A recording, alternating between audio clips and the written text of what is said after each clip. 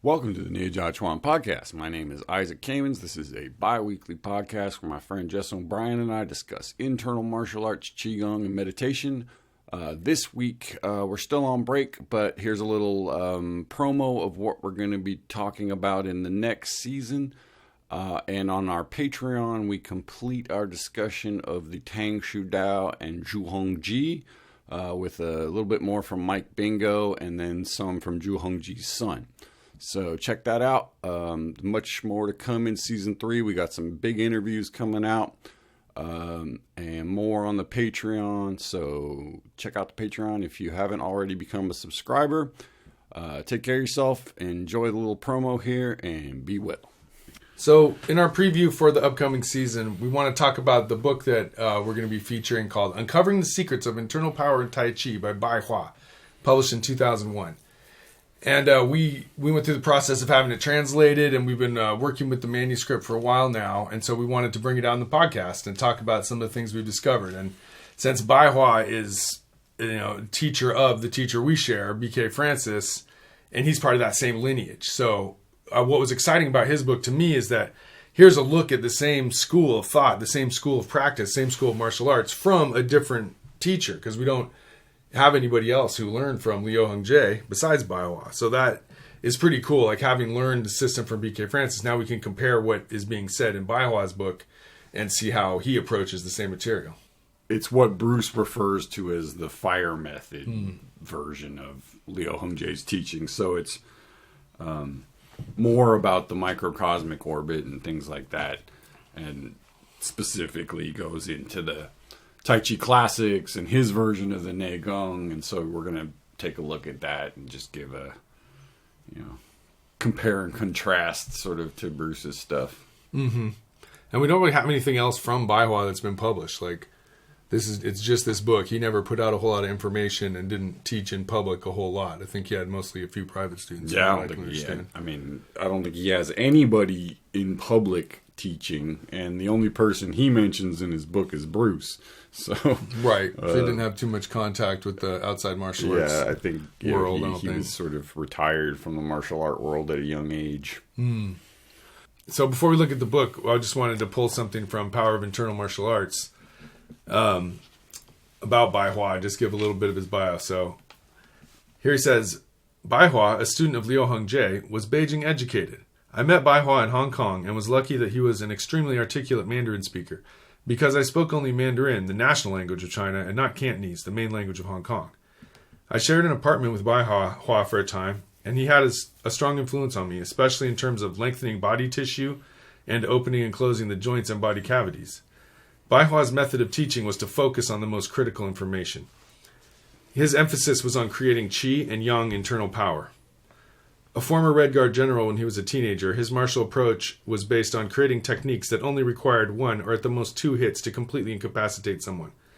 Bai Hua also studied with other teachers besides Liu Hongji. So that's a little bit of Master Bai Hua's life story. And we'll go in more into like the other teachers that he trained with. He mentions those in his book, and so we're probably going to do a little side bios on those guys as well, because there's some pretty interesting characters that he trained with, right, other than Liu Hongji. Right. So that'll be fun. I note he mentions like lengthening body tissues and opening and closing the joints. Those are like a big part of the Neijiaquan that we've done together. It's a huge part. Yeah, I mean, it's like the main. We've talked about it a lot, so I hesitate to go back into it. But the idea of lengthening, opening, and closing, that not just sticking your arm out there, but like having some specific things you work to connect, it helps strengthen the arm and the body. Yeah, it's a huge part of Liu Hongji's method is how to lengthen your body and still be able to open and close. So you're lengthened but not stiffened, in other words. Yeah. And you still have that spring. And then finally, I want to just note, he says, he creating qi and yang internal power was his thing. So yang internal power must refer to, if you were applying it to martial arts, aggressive, attacking type of moves. Well, yeah, yang, hard, so it's the kind of power that you use for hitting, projecting things, hitting things, not pulling things towards you and absorbing things. Sort of deflecting and neutralizing. Yeah. So it's that sort of. He's a pretty heavy set big dude, so it Yeah. seems like that would fit with him to have sort of yang power. And he also did the old yang style of Tai Chi as well, which seems to stretch out and get really like long expressions. So let's take a look at uncovering the secrets of internal power in Tai Chi. So there's 4 sections to the book. So chapter 1 is the first section of the book, called Guiyuan Neigong, returning to the essence of the turtle internal work. And this is the part that you might call the fire method. Right. So this is Baihua's version of, your 10 points for practice, or the description of the system. Like the way Bruce has the process. Right. Bruce has his 16-part Neigong. Oh, right? yeah, okay. And it's like, so there's, a list, and then each one kind of gives you a couple of principles. Now, the interesting thing about the way Baihua does it is he does it through a poem from Lu Dongbin. So it's Taoist poem. It's kind of got this layer of mystical kind of thing to it. Because you have to understand what that poem means in order to understand his references to the Neigong. So it's not straight ahead, just open this, close that kind of stuff. Right. It's not written in that how-to language. It's much more poetic. Yeah. But yeah, that's pretty interesting. And then he mentions the turtle internal work, essence of the turtle. Right. He talks about his breathing method as turtle breathing. Bruce has made lots of references to turtle breathing, but it's essentially that breathing into your back and kidneys, and relaxing your belly and dropping your chest. It's like filling your body with that breath, one way or another. It's the pressurizing your body physically at the same time. What is sometimes referred to as Taoist breathing, right? Where your focus is on the back and lower part of the torso, not the upper front part. And thus the turtle, right? Because it's like a shell on your back. Like softening the front and spreading the back. Yeah, exactly. So it's kind of like the metaphor for how you develop this chi, chi pathways and stuff like that too. Yeah. So. Yeah, there's a lot of interesting stuff in there, so that'll be fun to look at. And then it's like returning to the essence also speaks to one of the themes, which is making yourself younger, kind of like you're trying to change your body to fit your more embryonic state, kind of like. So there's always this emphasis of returning to earlier chi, your original chi. Yeah, it's the sort of alchemy approach, right? Like internal alchemy. Like you're not just doing something to make yourself feel good. You're doing something to actually change your nature. Some transformational. Yeah. And by that, there's that feeling of like trying to become immortal or like long lived and really stretching out your life and like. Right. I mean, it's true. Don't want to spoil too much of it, but he talks about, turtles have a reputation for living a long life.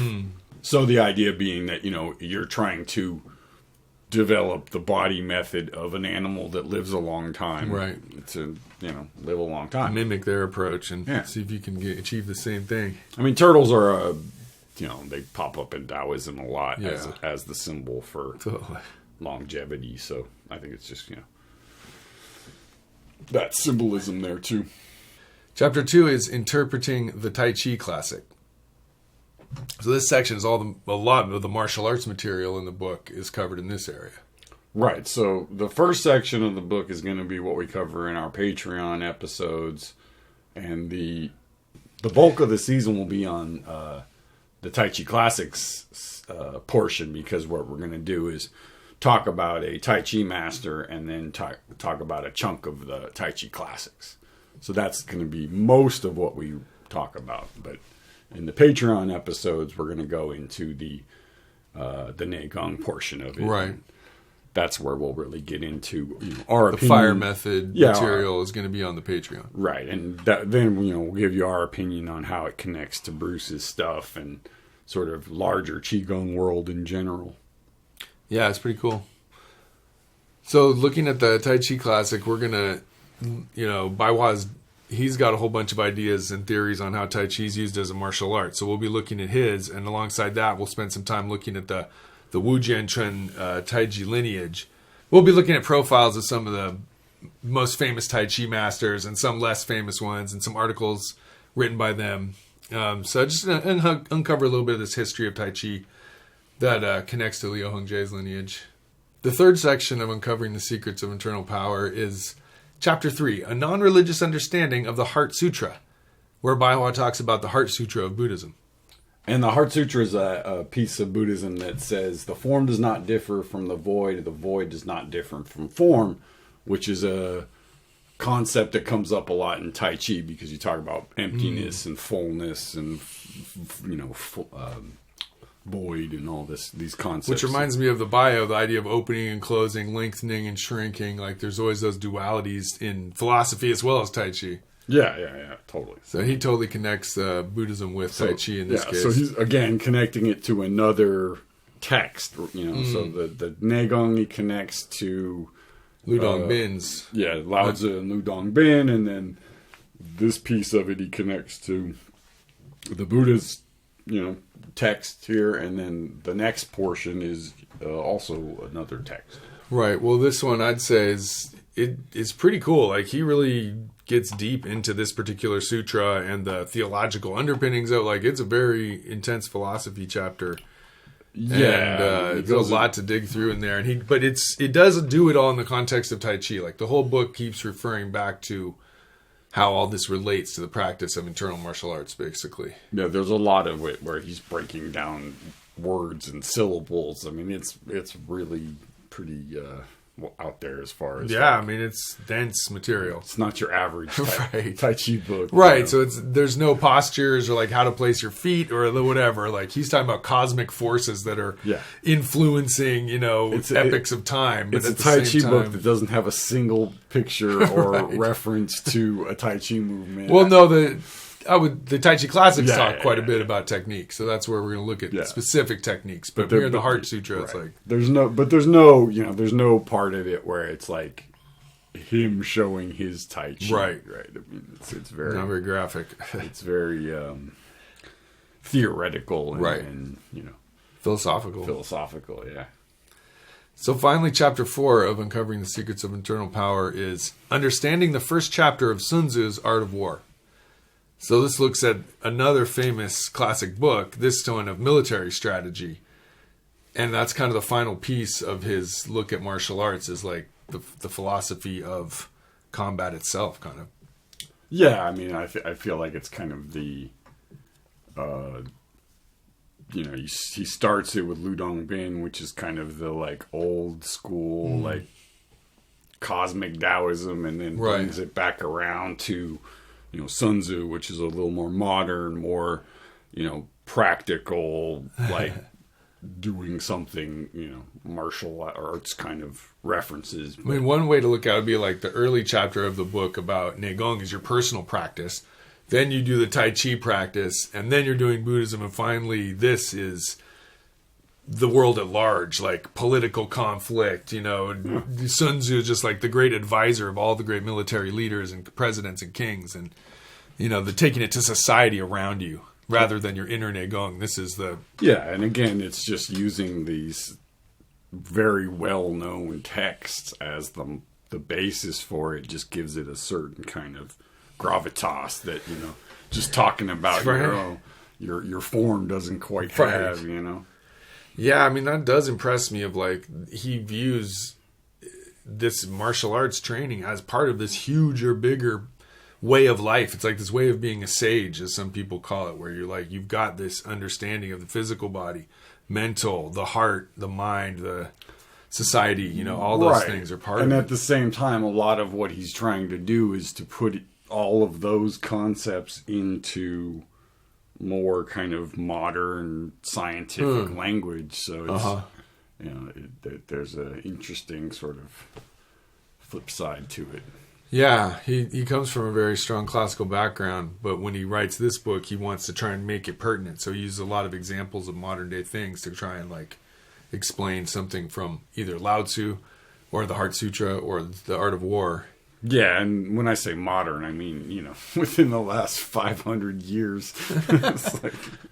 I'm also really looking forward to a few interviews we've got coming up with fellow senior students and practitioners that we've met over the years. We've got some pretty interesting stuff to do, and as well as we're going to look at a few of the Tai Chi classic books, like book of Yang Cheng Fu and Questions and Answers, as well as T.T. Liang's biography. So those will be interesting to look at. And finally, we really appreciate all the support from Patreons who've been having our back from the beginning and giving us the support to actually keep creating the episodes, and hopefully inspiring people to get out and do their practices and continue training and enjoying these fun internal martial arts. Hey folks, so there it is, a little preview of what's coming up. Again, check out the Patreon. You can follow us on YouTube and Instagram and all that stuff for images, and on the YouTube we got some samples of the Patreon material, so check that out. All right, take care of yourselves.